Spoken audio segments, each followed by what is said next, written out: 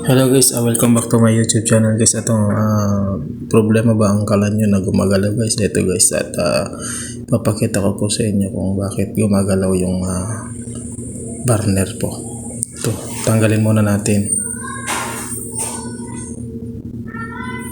Ayan. Ito guys, maluwag po yung tornilyo. Ayan. Ayan. Gawa po tayo ng screw. Ayan, ikpitan natin to. Ayan, ikpitan po natin. Sunod po natin yung isa guys. Kasi maluwag po ito.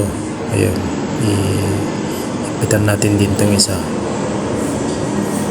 Ayan, ikpitan natin ng maayos. Ayan. Hindi na gumagalaw guys. Ayun, higpitan lang natin yan. Tsaka itong kabila, higpitan din natin. Ayan. Pero bago ang lahat guys, huwag kalimutan mag-like and mag-share. Paki-subscribe na rin guys. Ayan. Ikabit na natin. Diba hindi na gumagalaw? Kahit anong na, hindi na gumagalaw po yan. Ayan di ba hindi na gumagalaw kasi naigpitan na po yung dalawang tornilyo.